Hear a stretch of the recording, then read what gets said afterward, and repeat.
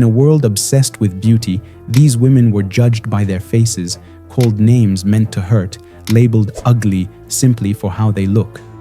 Mary, whose hair falls out every night, was branded the ugliest woman in Africa. She faced whispers, stares, and rejection, yet she never gave up. Victoria Wright was born with a rare condition that changed her face and brought harsh judgment. But instead of hiding, she became a voice for others, demanding acceptance and respect. At just 17, Lizzie Velásquez discovered a cruel video calling her the world's ugliest woman. She could have let it break her, but she chose to rise, teaching millions the power of self-love. Their stories are more than pain. They are about strength, hope, and the fight to redefine what true beauty really means. This is their journey. Welcome to the world of research. Welcome to the large family of WIN, Wisdom in Narrations.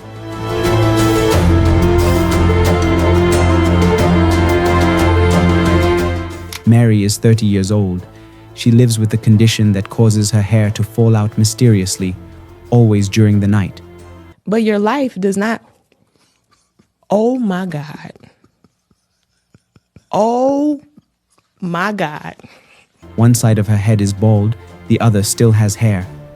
When she wakes up, she finds no strands on her pillow, just more of herself missing in the mirror. Because of her appearance, people in her community began to whisper. Some stared, others laughed. They called her names: chimpanzee, creature, not human. These were not just cruel words, they were weapons. The cruelest label she's heard: the ugliest woman in Africa. Mary says she doesn't understand why people treat her this way. Mary had always dreamed of becoming a model. She loved beauty, she loved fashion. But after her hair started falling out, she gave up on that dream. Her dreams slowly faded. She lost her confidence, dropped out of school, and hid from the world. Boys stopped talking to her, men avoided her. She feared she would never marry, not because she's unlovable, but because of how others judge her looks. Nubenga basore cyangwa nibo bakubenga? Bakubengera iki? Rero mba meze gutya. Yet, Mary didn't give up. She now dreams of becoming a professional makeup artist, using her hands to create beauty on herself and others. Even without formal training, she practices daily, trying to turn pain into purpose. Though she still faces poverty, hunger, and rejection, Mary walks proudly now, even through crowds where people stare. In a world quick to judge faces, Mary reminds us that beauty is not about hair or skin, it's about courage. She may have been called the ugliest woman in Africa, but in truth, she is one of the bravest. Like Mary in Africa, halfway across the world in UK, another woman was being judged not for who she was, but for how she looked. Her name is Victoria Wright. If Mary's story shows the silent battles fought in the shadows, where even a mirror can feel like an enemy, then Victoria Wright's journey shows what happens when that mirror becomes a stage. Where Mary was mocked in her village and told she was too ugly to be seen, Victoria faced a global audience that said much the same. But instead of shrinking away, she stepped forward. From the back streets of judgment to the front lines of advocacy, Victoria, like Mary, refused to let cruel labels define her. Their paths may be different, one shaped by falling hair, the other by rising bone, but both women prove that real beauty begins where shame ends.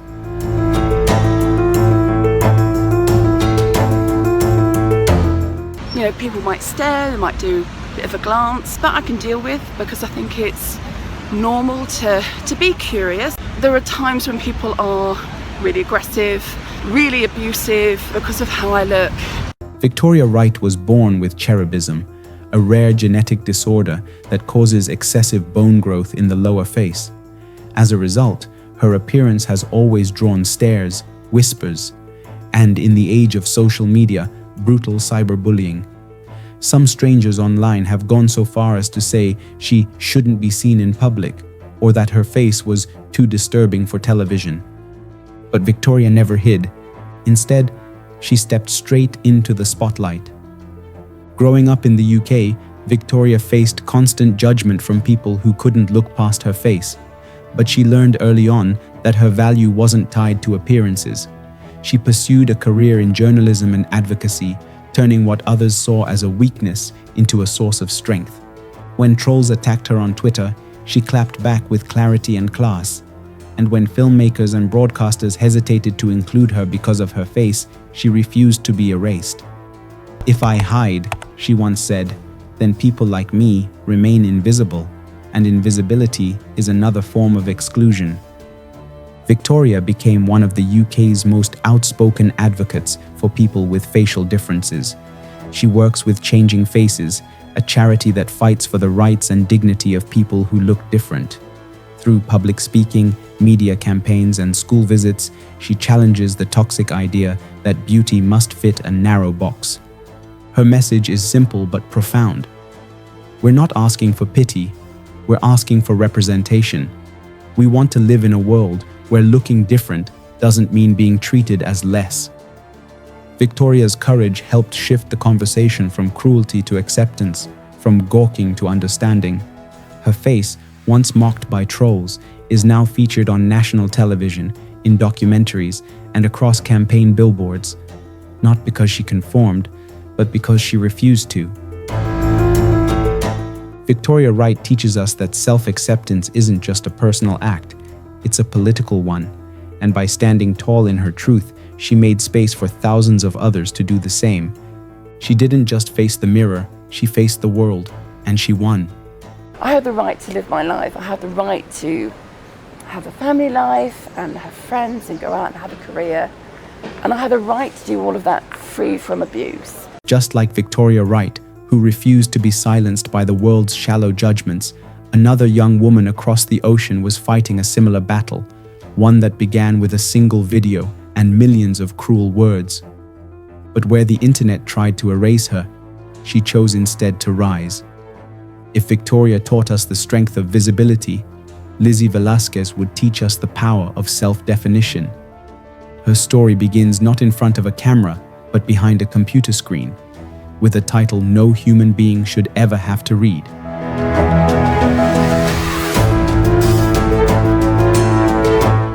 She is known as the ugliest woman in the world. I'm the ugliest person in the world. I thought everyone looked like me. I couldn't recognize or tell that they didn't look like me. Someone posted a video calling me the world's ugliest woman. Over 4 million views. I don't even know why I clicked on it, but I did. And instantly, my stomach. Meet Lizzie Velásquez, born in 1989 in Texas, USA. She was born with a very rare condition, so rare that only 2 or 3 people in the world have it. This syndrome prevents her body from storing fat and gaining weight, no matter how much she eats. Lizzie has never weighed more than 29 kilograms, 64 pounds. She is blind in one eye, and her appearance is different, but her heart and mind are strong. When she was 17, everything changed. One day, Lizzie found a YouTube video titled "The World's Ugliest Woman." The video used a picture of her face. It had over 4 million views and thousands of comments, many of them cruel. That video crushed me. Lizzie was heartbroken. She cried for hours.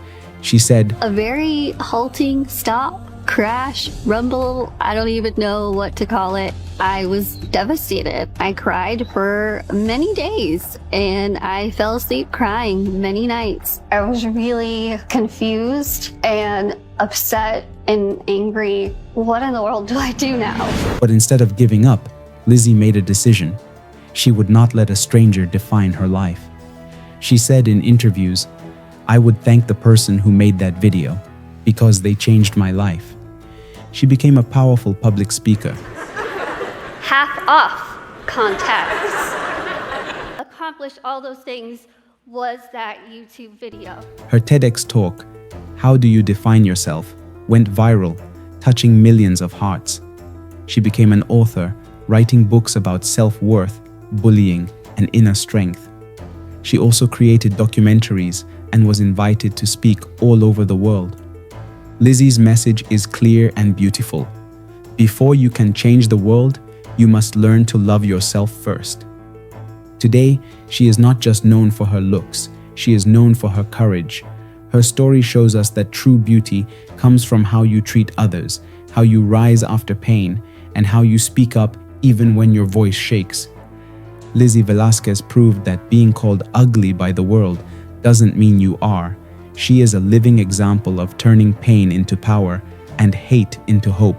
She is now close to reaching 1 million subscribers on her YouTube channel. She is a role model for many people who have been bullied online or elsewhere because of their appearance, something they never chose.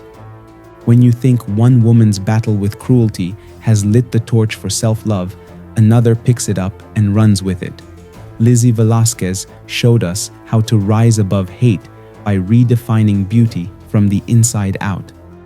But the internet's cruelty didn't stop with her. Years later, another brave woman, Melissa Blake, would face her own storm of online abuse. And like Lizzie, she didn't run from it. She turned the lens on herself and showed the world what true beauty looks like, one selfie at a time.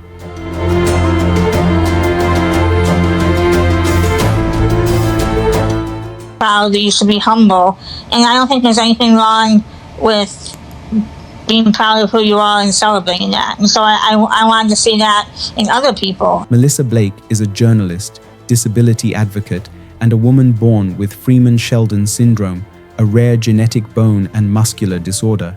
She has undergone over 25 surgeries throughout her life, but none of them prepared her for the cruel reality of online bullying.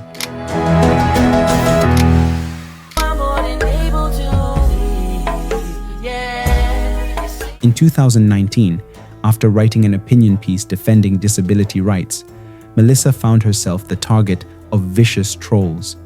They flooded her mentions with insults, saying she was too ugly to be on the internet, and especially too ugly to post selfies. Their words were sharp, meant to cut deep. But Melissa refused to disappear. Instead, she responded in the boldest, most unapologetic way, by posting a selfie every single day for an entire year.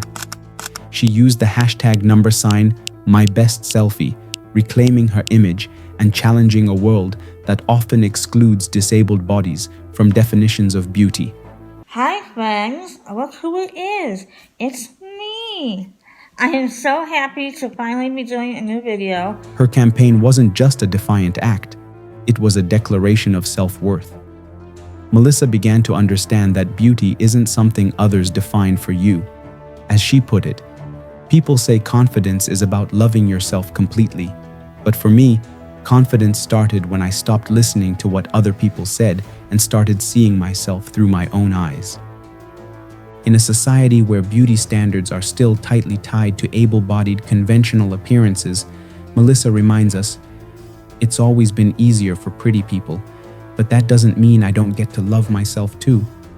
Over the months, her selfies turned into a movement. Women, especially those living with disabilities, began posting their own best selfies, inspired by her bravery. What started as a hurtful moment grew into a year-long journey of confidence, resilience, and redefinition. Melissa Blake didn't just survive online hate, she transformed it. Her selfies weren't just photos, they were acts of revolution. Melissa Blake fought cruelty with confidence, using selfies to reclaim her beauty and voice. But long before social media, Mary Ann Bevan faced the same harsh judgment, with no platform to fight back. Where Melissa had hashtags, Mary had silence. Yet both women, called too ugly by the world, showed us something far more powerful. True beauty lives in strength, sacrifice, and self-worth.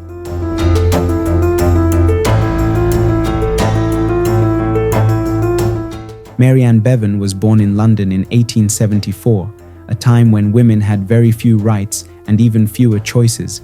She trained as a nurse, a job that showed her gentle heart and strong spirit. Later, she married a farmer, and together they built a life and had 4 children. But in 1914, everything changed. Her husband died suddenly.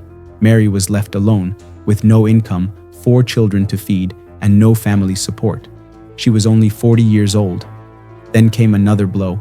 She began to notice strange changes in her body. Her hands, face, and feet grew larger. Her features changed. She was diagnosed with acromegaly, a rare condition where the body produces too much growth hormone. There was no cure. As her appearance changed, Mary began to be rejected by the world around her. People stared, neighbors turned away, she lost job opportunities. Still, she was a mother first, and she would do anything to support her children. Desperate for money, she entered a competition that promised a prize to the ugliest woman in the world. It was cruel, but Mary saw something others didn't, a way to survive. She won, and with that win, her name spread quickly. Soon, she was hired by traveling circuses and freak shows. She became an attraction at fairs across Europe and America. Crowds lined up to see the ugliest woman alive. They laughed, they whispered. But behind the stage curtain was a mother working to keep her children alive, sacrificing her dignity so they could eat, learn, and live. Mary Ann Bevan never chose fame, she chose survival. Though people judged her face, they never saw the beauty of her courage. She used the one thing the world mocked, her appearance, to provide for her family. She worked until her death in 1933. Today, her story is being seen in a new light. She is no longer remembered as a joke, but as a woman of strength and self-sacrifice. Mary Ann Bevan wasn't ugly. She was extraordinary. Bevan's face was mocked, her pain turned into profit. But she endured, choosing her children's survival over society's shame. Her story reminds us how cruel beauty standards can be, especially for women with no voice in how they're seen. From this, let me add 6 as an extra bonus. Another woman whose suffering was turned into spectacle, not by choice, but by force. Her name was Julia Pastrana, and her story is even more haunting.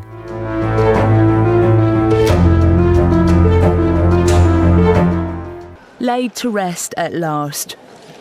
Known as the Ape Woman, Julia Pastrana, who had a rare condition that covered her body in thick hair, is returned home for burial more than 150 years after her death.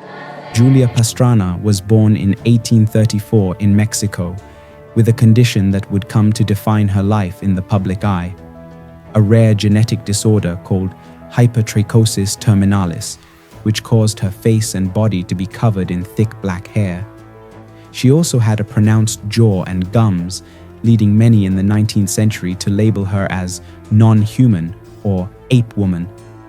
But Julia was none of those things.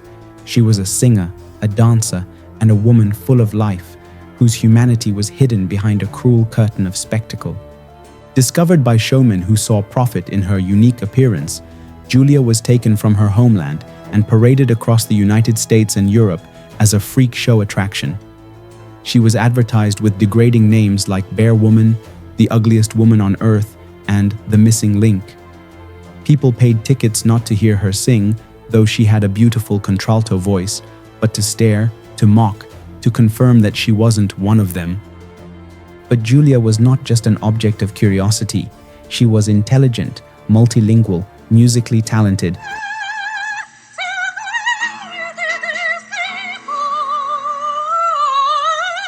And she longed to be seen for who she really was, not as a monster, but as a woman. Despite being exploited, she showed grace and dignity. She even married her manager, Theodore Lent, though many historians question his motives.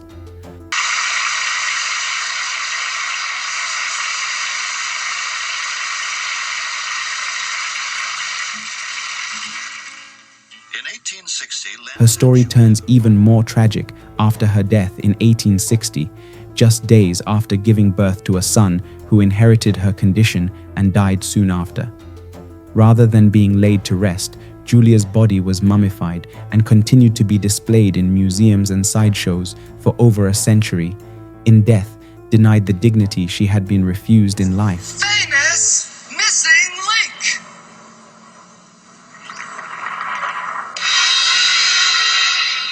Julia Pastrana's life is one of the most heartbreaking examples of how society has historically treated those who look different.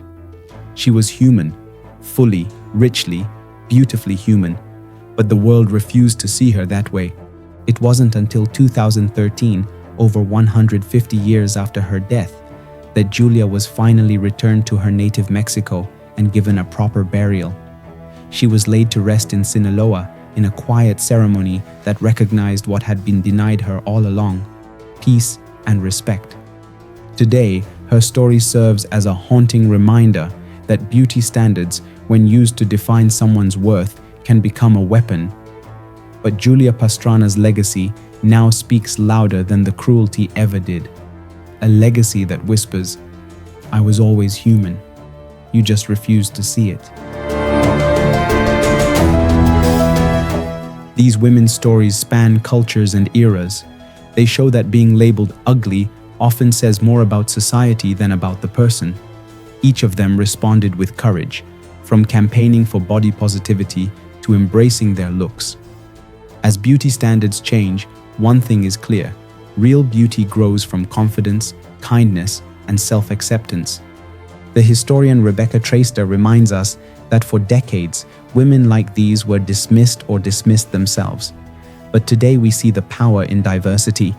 As one expert puts it, the narrow beauty ideal is slowly giving way. Women who were once invisible for not fitting a mold are now heroes of a new story. The curtain falls on old prejudices and rises on a broader, kinder vision of beauty. Thanks for watching. I wish you better life, foods, and money. Stay in the Big Wins family